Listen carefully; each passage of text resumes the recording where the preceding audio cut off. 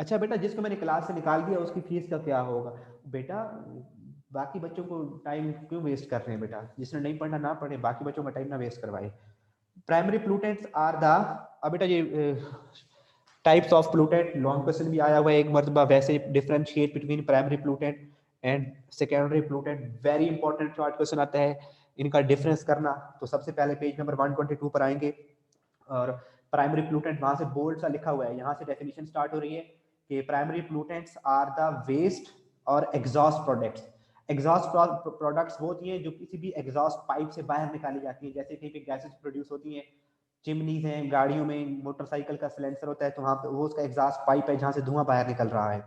तो प्राइमरी प्लूटेंट्स क्या है बेटा? एक्चुअली वो वेस्ट और एग्जॉस्ट प्रोडक्ट्स हैं driven out because of combustion of fossil fuel and organic matter. Organic matter जो लकड़ी जला रहे हो वो भी ऑर्गेनिक मैटर है।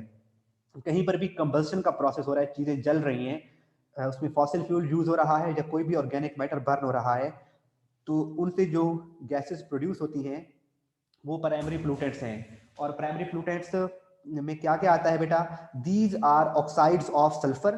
तो बेटा सल्फर के ऑक्साइड्स हैं SO2 एंड SO3, ये हैं प्राइमरी प्लूटेंट्स। उसके बाद oxides of carbon, carbon dioxide and carbon monoxide. वो कंबसन के प्रोसेस में आप लोगों ने पढ़ा था, अल्केन, जब अल्केन भी ऑर्गेनिक मैटर है, ऑर्गेनिक सब्सटेंसेस हैं, जब वो भी बर्न होती हैं तो कार्बन डाइऑक्साइड या कार्बन मोनोऑक्साइड प्रोड्यूस होता है, तो ये भी क्या है? प्राइमरी प्लूटेंट्स में आते हैं। एंड ऑक्साइड्स ऑफ नाइट्रोजन, और नाइट्रोजन के ऑक्साइड्स को लिखते हैं बेटा NO, और इसके साथ इधर X लिख देते हैं, सॉरी ये ब्रैकेट नहीं होती, NOx, ऑक्साइड्स ऑफ नाइट्रोजन। वालेकुम सलाम बेटा। तो ये सारे क्या है बेटा? प्राइमरी प्लूटेंट्स हैं। तो आप लोगों ने पहले तो डिफाइन करना है कि प्राइमरी प्लूटेंट्स आर द वेस्ट और exhaust product driven out because of combustion of organic matter and fossil fuels etcetera. For example कोई एक एग्जांपल भी दे देंगे तो शॉर्ट क्वेश्चन आपका कंप्लीट हो जाएगा कि oxides of sulphur and oxides of carbon are primary pollutants. उसके बाद MCQ आता है बेटा, आपको 4 ऑप्शन दिए गए होते हैं, उनमें से कोई एक इनमें से दिया गया होगा और आपसे पूछेगा कि इनमें से प्राइमरी प्लूटेंट कौन सा है या फिर सेकेंडरी प्लूटेंट कौन सा है। तो इस हवाले से आप लोगों ने सारी एग्जांपल्स को याद रखना, सारों को है। शॉर्ट क्वेश्चन में एक एग्जांपल भी लिख दे तो वो काफी होती है, लेकिन सारों को याद रखना है कि कौन से प्राइमरी प्लूटेंट हैं। सर SO3 सल्फर ट्राई, जी सल्फर ट्राइऑक्साइड कहते हैं इसको, sulphur dioxide, sulphur trioxide, carbon dioxide, carbon monoxide and oxides of nitrogen. Oxides of nitrogen बहुत से हैं, नाइट्रोजन डाइऑक्साइड है, नाइट्रोजन मोनोऑक्साइड है, नाइट्रिक ऑक्साइड है, तो बहुत से ऑक्साइड हैं नाइट्रोजन के। उसके बाद बेटा हाइड्रोकार्बन CH4, ये जो CH4 बर्निंग के प्रोसेस में मीथेन गैस भी प्रोड्यूस हो रही है, तो ये भी किस में आएगी बेटा? प्राइमरी प्लूटेंट में आएगी। ये भी ग्रीन हाउस इफेक्ट कॉज करती है। Methane, ammonia and compounds of fluorine, methane है, इसके बाद अमोनिया है NH3 and compounds of fluorine, ये सारे किस में आ जाते हैं बेटा? प्राइमरी पोल्यूटेंट में। अब सेकेंडरी पोल्यूटेंट में आ जाएं तो secondary pollutants are produced by various reactions of primary pollutants. तो प्राइमरी पोल्यूटेंट्स आपस में मिलकर क्या बनाते हैं? Secondary pollutants. यानी कि कंबशन के प्रोसेस में प्राइमरी पोल्यूटेंट्स बनेंगे जो एयर में चले गए, और फिर ये प्राइमरी पोल्यूटेंट आपस में मिलकर क्या बनाते हैं बेटा? सेकेंडरी पोल्यूटेंट्स बनाते हैं। प्राइमरी पोल्यूटेंट्स के बाद कहते हैं secondary pollutants are produced by various reactions of primary pollutants, these are sulphuric acid. अब सल्फ्यूरिक एसिड है बेटा, एसिड रेन होती है जब, ये सल्फर ट्राइऑक्साइड हवा में, हवा के साथ मिलता है जब हीट लाइटनिंग होती है, जब बिजली कड़कती है तो सल्फर ट्राइऑक्साइड जो है बेटा अगर मौजूद होगी एटमॉस्फेयर में तो वो ऑक्सीजन के साथ मिलके सल्फ्यूरिक एसिड बनाएगी, ऑक्सीजन और वाटर के साथ मिलके सल्फ्यूरिक एसिड बनाएगी, और सल्फ्यूरिक एसिड क्या बन जाएगा? सेकेंडरी पोल्यूटेंट है। इसके बाद बेटा कार्बोनिक एसिड है H2CO3, ये कार्बोनिक एसिड है बेटा H2O। इसके अंदर पानी के अंदर जब कार्बन डाइऑक्साइड शामिल होती है तो कार्बन डाइऑक्साइड क्या था? प्राइमरी पोल्यूटेंट था। जब ये कार्बन डाइऑक्साइड पानी में डिसॉल्व हो जाए तो ये बन जाता है H2CO3, इसे कहते हैं कार्बोनिक एसिड। और कार्बोनिक एसिड भी एसिड रेन में हो सकता है, तो ये भी क्या कहलाता है बेटा? सेकेंडरी पोल्यूटेंट कहलाता है। कार्बोनिक एसिड का फार्मूला है H2CO3। Carbonic acid. उसके बाद है नाइट्रिक एसिड, नाइट्रिक एसिड होता है HNO3, नाइट्रिक एसिड HNO3, ये भी क्या है, सेकेंडरी प्लूटेंट है। Hydrofluoric acid HF, hydrofluoric acid, ये भी सेकेंडरी प्लूटेंट है। एंड ओजोन, ओजोन बेटा O3, ये भी सेकेंडरी प्लूटेंट है। हवा में मौजूद है, जब स्ट्रेटोस्फीयर में मौजूद है तो हमारे लिए फायदेमंद है, लेकिन अगर हमारे यहाँ पर ट्रोपोस्फीयर में मौजूद है, और अगर, क्योंकि हमने कल क्या पढ़ा था कि इसकी इंटरेस्टिंग इंफॉर्मेशन में क्या पढ़ा था प्रीवियस पेज पर जाके बेटा, पॉइजनस गैस है। यहाँ पर पेज नंबर 121 के टॉप पर आपने इंटरेस्टिंग इंफॉर्मेशन में पढ़ा था कि ये पॉइजनस गैस है। जो पॉइजनस गैस है तो ओजोन भी एक तरह से क्या है बेटा, सेकेंडरी प्लूटेंट है। और उसके बाद कहता है PAN, अब पबजी वाले भाग के आ जाएंगे, पैन, ये क्या है बेटा, PAN क्या है, तो ये MCQ भी आता है कि PAN stands for, PAN stands for पर ऑक्सी एसिटाइल नाइट्रेट। तो ये क्या है बेटा, पर ऑक्सी, P से पर ऑक्सी, A से एसिटाइल, एंड N से क्या हो जाता है बेटा, पर ऑक्सी एसिटाइल नाइट्रेट। ये एमसीक्यू आता है, वेरी इंपॉर्टेंट एमसीक्यू आता है कि PAN स्टैंड्स फॉर। तो ये सारे क्या हैं, सर हाइड्रोजन का भी ऑक्साइड होता है, OH, हाइड्रोक्सिल आयन तो ऑक्साइड है ना बेटा हाइड्रोजन का। तो ये क्या है बेटा, सारे सेकेंडरी। मैं दोबारा बता देता हूं, sulphuric acid, carbonic acid, nitric acid, hydrofluoric acid, ozone and पर ऑक्सी एसिटाइल नाइट्रेट, जिसको सिंबल है PAN से इसको रिप्रेजेंट करते हैं।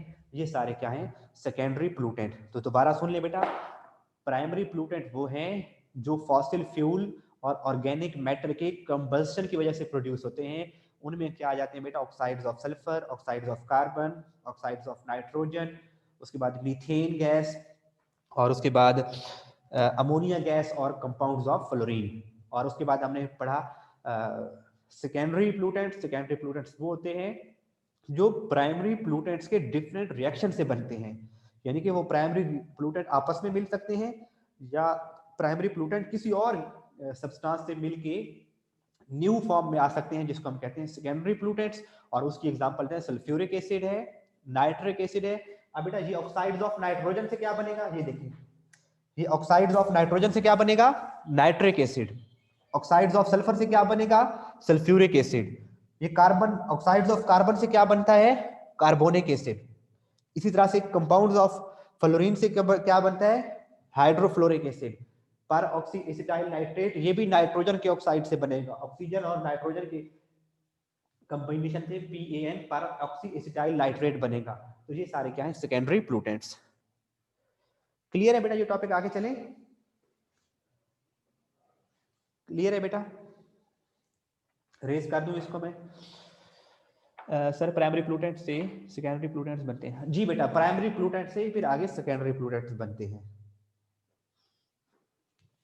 ये वेरी इंपॉर्टेंट शॉर्ट क्वेश्चन है बेटा।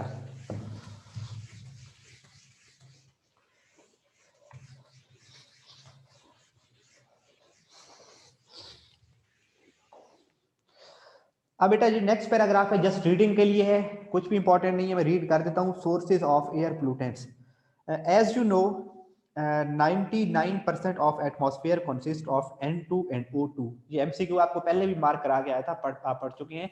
नाइट्रोजन 78% है, ऑक्सीजन 21% है, दोनों मिलके एटमॉस्फेयर का 99% बना रहे हैं। Although other gases are minor constituents, they can have major effects on our environment because atmosphere determines the environment in which we live. So these minor constituents are safe up to concentration limit.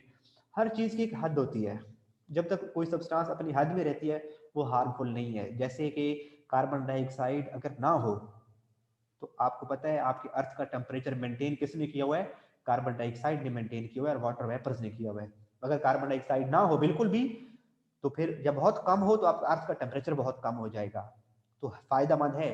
लेकिन अगर हद से बढ़ जाएगी तो फिर हमारे अर्थ का टेम्परेचर ज्यादा बढ़ने लग जाएगा, तो वो नुकसानदेह हो जाती है। But in some areas, this limit has been crossed considerably during last 60 years because of human activities. Different sources of air pollutants are described as. अब लिखा हुआ है बेटा ऑक्साइड्स ऑफ कार्बन, तो ये बेटा लॉन्ग क्वेश्चन आ चुका है एक बार। ऑक्साइड्स ऑफ कार्बन का ये नीचे 3 पॉइंट लिखे हुए हैं, ये एक बार लॉन्ग क्वेश्चन आ चुका है बेटा।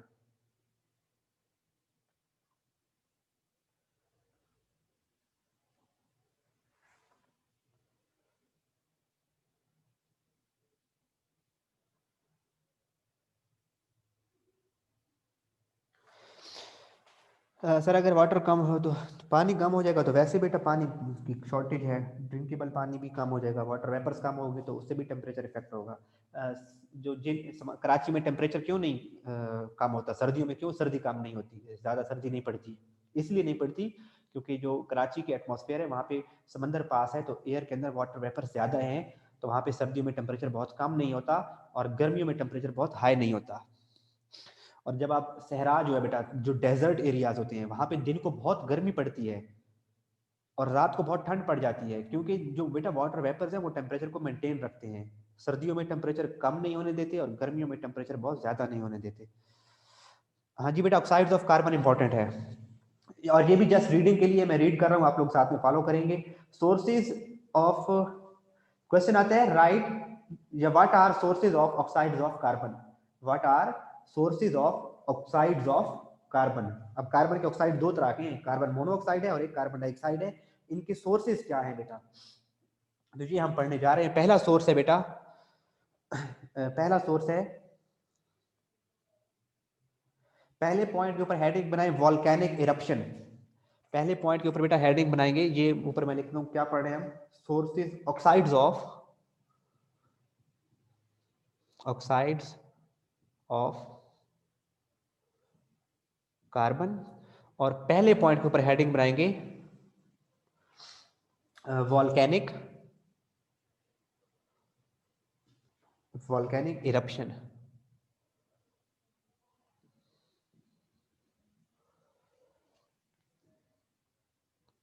वॉल्केनिक इरप्शन,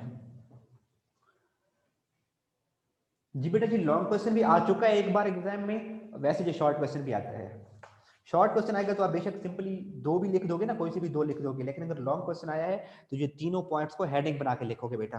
पहले पॉइंट के ऊपर हेडिंग है वॉल्केनिक इरप्शन, तो डेफिनेशन ये लफ्ज से याद हो गया, इसका मतलब है जहां पर भी वॉल्केनिक इरप्शन हो रही है, वॉल्केनिक इरप्शन क्या है कि जो अर्थ के कोर के अंदर जो लावा है वो ब्रस्ट होता है, मोल्टन मेटल्स है, मोल्टन स्टफ है, टेम्परेचर बहुत हाई है, वो अर्थ की सरफेस को ब्रस्ट होती है और बाहर निकल आता है, वो उस प्रोसेस को कहते हैं वॉल्केनिक इरप्शन।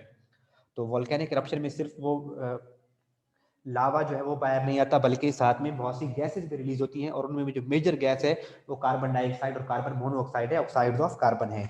तो पहला पॉइंट लिखेंगे बेटा, बोथ ऑफ दीज गैसेस, कौन सी both of these gases, carbon dioxide and carbon monoxide are emitted due to volcanic eruption and decomposition of organic matter naturally।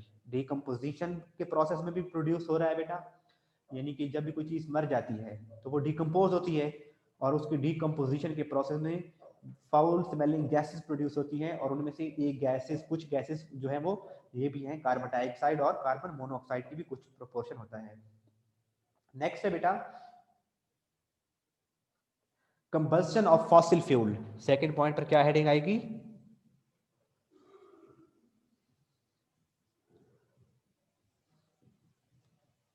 Combustion of fossil fuel.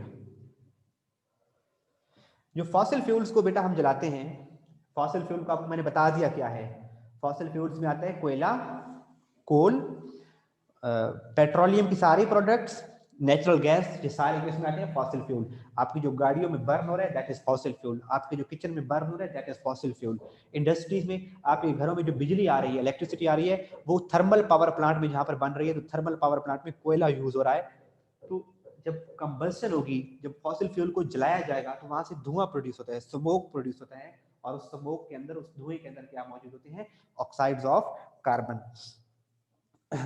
however the major source, however को काट देंगे बेटा, however को छोड़ देंगे तो the major source of the emission of these gases is combustion of fossil fuels, और fossil fuel में क्या है, coal, petroleum and natural gas. Fossil fuels burned in combustion engines of any type of automobile, गाड़ियां हैं, किल वो भट्टी है बेटा जहाँ पे ईंटें बनती हैं, या कोई भी इंडस्ट्री के अंदर किल होती है जहाँ पे बहुत हाई टेम्परेचर रिक्वायर होता है, एनी इंडस्ट्री, और open air fires, open air fires, अगर ओपन एयर में हम बोन फायर भी कर रहे हो या वैसे किसी जंगल में आग लग गई है तो उसके प्रोसेस में भी कार्बन डाइऑक्साइड और कार्बन मोनोऑक्साइड प्रोड्यूस होता है। और थर्ड पॉइंट के ऊपर हेडिंग दोगे फॉरेस्ट फायर।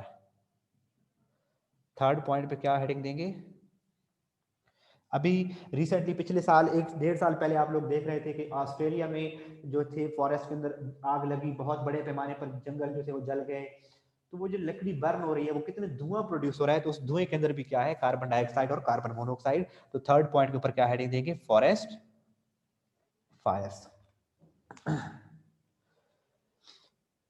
तो forest fires and burning of would also emit carbon dioxide and carbon monoxide, especially when supply of oxygen is limited, emission of carbon monoxide dominate। और जब oxygen की amount कम होती है, incomplete combustion होती है, तो carbon monoxide produce होती है, वो आप लोग पढ़ के आ चुके हो बेटा। वो बेटा फिर बुझ गई थी, बारिश आ गई थी ना कुछ टाइम के बाद, एक वो तकरीबन 10-15 दिन तक आग लगी रही थी। तो ये बेटा सोर्स ऑक्साइड्स ऑफ कार्बन की 3 हेडिंग्स हैं। वोल्केनिक एरप्शन के नतीजे में कार्बन डाइऑक्साइड और कार्बन मोनोऑक्साइड प्रोड्यूस होते हैं। कंबस्शन ऑफ फॉसिल फ्यूल को जब हम बर्न करते हैं, चाहे वो किसी भी इंडस्ट्री में करें, ऑटोमोबाइल में हो रहा है, किल में हो रहा है, चाहे ओपन एयर में घर में कोई आग जलाई हुई है, लकड़ियां जला रहे हैं, तो उसके प्रोसेस में कार्बन डाइऑक्साइड और कार्बन मोनोऑक्साइड प्रोड्यूस होंगे। और लास्ट है फॉरेस्ट फायर से भी क्या है, प्रोड्यूस होती है। अब बेटा नेक्स्ट देखें topic green house effect. Time कितना रह गया है, लेट मी चेक। अच्छा अभी हमारे पास 10 मिनट है। अच्छा बेटा नेक्स्ट टॉपिक में स्टार्ट नहीं करवा रहा, आप लोगों के लिए थोड़ा सा काम है, बल्कि आपको इधर ही याद हो गया होगा, प्राइमरी प्लूटेंट सेकेंडरी प्लूटेंट उनकी एग्जांपल्स इधर ही याद हो गई होगी, और ये भी आप लोगों को इधर ही याद हो गया होगा। जो नेक्स्ट टॉपिक है ना बेटा, green house effect and global warming, इसके पहले पैराग्राफ में ये बताता है बेटा कि कार्बन डाइऑक्साइड क्यों इंपॉर्टेंट है हमारे लिए। देखिए कार्बन डाइऑक्साइड ऑक्साइड्स ऑफ, हम पढ़ रहे हैं कि ये पोल्यूटेंट है, लेकिन वो तब पोल्यूटेंट है जब हद से ज्यादा बढ़ जाएंगे तो, लेकिन अगर जो कुछ अमाउंट है उसकी, वो हमारे लिए बहुत जरूरी है।